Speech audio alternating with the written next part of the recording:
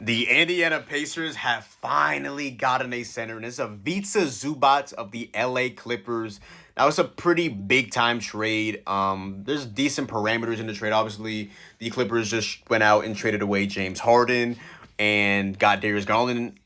But they said that they probably weren't rebuilding, but then they traded their second best player now without James Harden and Ivica Zubac, holding on to Kawhi Leonard and, recouping some capital and also a player in the Zubac trade overall. So what are the Pacers getting? I mean, what are the Pacers sending away to get Ivica Zubac from the LA Clippers? It's Benedict Mathurin, former lottery pick, first round pick. Microwave score off the bench, has some athleticism, really good at getting downhill and getting to the free throw line. But he's an independent free agent. Probably weren't going to re-sign him, so they go ahead and just cash in on trading him away. Isaiah Jackson coming off a torn Achilles, one of their backup bigs, 2 first-round picks and 1 second-round pick for both Zubac and Kobe Brown, former first-round pick, late, I think, out of Missouri. So the parameters are, it's a 2026 first-round pick from the Pacers, protected 1 through 4 and 10 through 30. If that pick does not convey in 2026, it'll just end up becoming a 2031 first round pick on top of a 2029 Pacers unprotected first round pick. Mind you, make that down again. If the pick is between 5 through 9, it's headed to the LA Clippers. If it's pick 11 through 29, it is headed to the Clippers. So most likely, as long as the Pacers have a top 4 pick, it will be headed to Indiana, and they will instead trade away a 29 first round pick on top of this pick that wouldn't convey now but in the future in 2031. So what are the Pacers now getting in Ivica Zubac? Again, a really good double-double machine. He's transformed into a really good defensive big. This is going to be a nice two-man game with him, with a fully healthy Tyrese Halliburton, really good playmaker in Andrew Nembhard, and obviously you still have Pascal Siakam. I have a big 3, or really just a really cohesive good 4, because that's how good Andrew Nembhard really is. You have fully healthy Tyrese Halliburton, Andrew Nembhard, 3-and-D demon, and Aaron Nesmith. We saw him last year against the Knicks. He literally owns them. Pascal Siakam at the 4, and at the 5, you have Ivica Zubac. Now, this is a decently expensive team. I want to see the contract that Zubac is on. I'm pretty sure it's a steal of a deal, but yeah. Now, let's talk about Zubac. So, Zubac is in the midst of a 3-year deal for $58 million. The deal just kicks in now. So, he's in year 2 of that deal. He's in year 1 of that 3-year deal, yeah. So, he gets about 18.9 this year, 20.3 the next year, and then 21.7. So yeah, it's a couple years remaining on that deal. He's only 20 years old. Double machine. He's not a slouch at all defensively. He actually took a big time leap last season. Had a great 2-man game going with James Harden. Now he's gonna have a really good 2-man game going right now with Andrew Nembhard, who's still a superb playmaker, mid range shooter, especially when he's hitting his threes. Get downhill. Decently physical, really good defensively. Just a damn good player. Get my Nembhard agenda out there.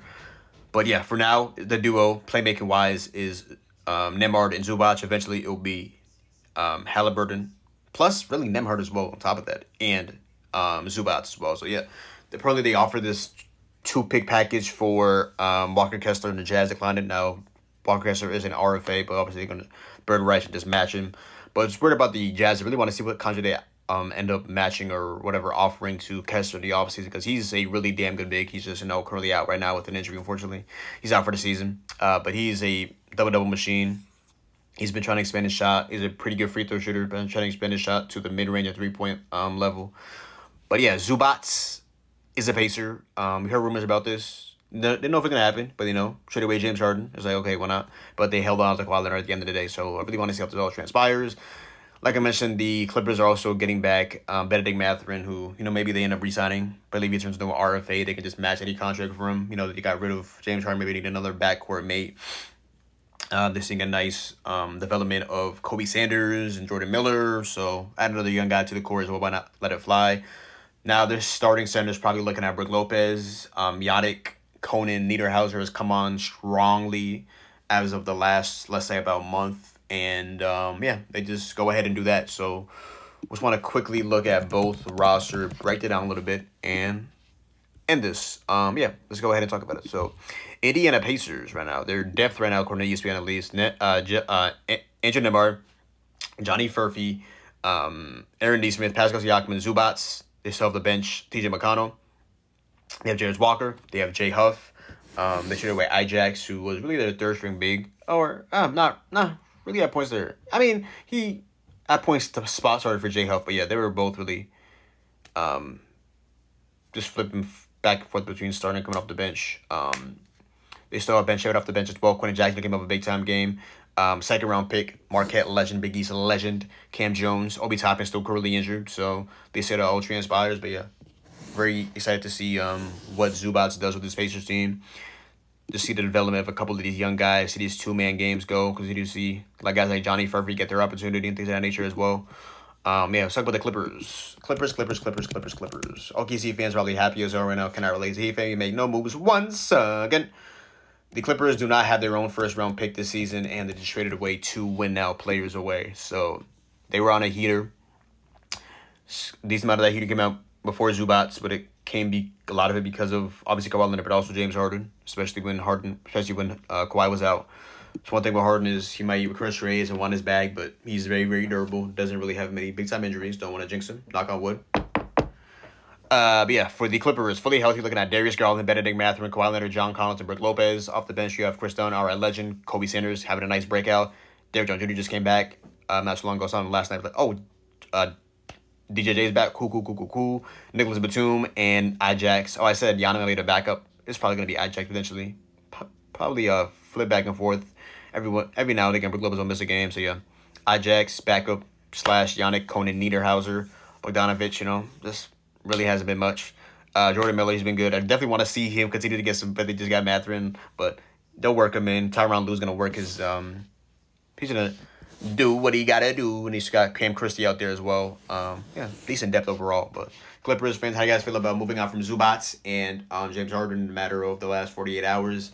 Getting back a young guard in Benedict Mathurin who can get downhill, trading for obviously Darius Garland, and holding on to Kawhi Leonard, who I don't know. I really want to see Kawhi stance on all this, trading away the second and third best player on his team and leaving him and trading for Darius Garland and doing all of this and doing all that. But yeah, really like this move for the Pacers, for the Clippers. This cash again, getting 2 first round picks, especially if you can get. Imagine if you get like a top, if you get this top pick from the Pacers and it falls out of, the protections, that'd be pretty tough. So hey, Pacers, y'all know what to do. Y'all need to lose these games. And I know this Nembhard, Siakam, and Zubac trio is actually pretty solid on paper, but you might gotta pull a Kings or a Wizards or this or a Jazz or that. Like, not the Jazz, we're gonna have Triple J. The Wizards just got AD, but AD and Trae Young are currently injured, so you get the gist of what I'm saying. But Zubac, the Pacers, actually like it. That, again, man, that's gonna be a really good trio, man. And again, I really don't want to say trio because I really think the brother Nembhard and Neesmith is a really good player as well. But man, watch out for the Pacers. I mean, it was already watch out for the Pacers whenever Halliburton's fully healthy. Again, it really depends on how good he comes back from that tourniquet because we're seeing right now just a team going from almost winning the NBA Finals to losing one singular player in Tyrese Halliburton. You see how much that changes everything because he's basically not the system, but because Siakam's a really damn good player. But you get the gist. Like, this is why people had Halliburton in those conversations, because he losing that one player. They've kept really everybody else except for Miles Turner. Miles Turner has been hot and cold in Milwaukee at best. So it's like, at the end of the day, yeah. But yeah, we just need a fully healthy Tyrese Halliburton as NBA fans, and really just see this team just mold. But overall, Clippers, 2 first round picks eventually down the line. Young guard and betting Mathurin maybe for the future. And for Pacers, you got a really good big in Zubac. He's definitely had a down season compared to last season, but he's still a damn good player in this league. Engineer Barton, Zubac for now, and then in the future, that boy, Tyrese Halliburton will be back, a.k.a. Hallie, man. We will be seated. And then you have me as a Heat fan, making no trades. It was us, the Rockets and the Spurs. Rumors of, they're going to get John Giannis. And they get nobody at all. Don't even get off their Rozier contract. Let that expire.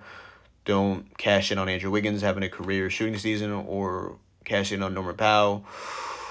He's in the midst of, just got named an all-star. You just don't cash in on any of that. Just keep the same team. Don't make any upgrades. It's time to be alive, man. What a time to be alive for your Miami Heat. But saying a Heat video, baby. Congratulations to the Pacers and the Clippers. Cash in multiple first-round picks. Why not let it fly?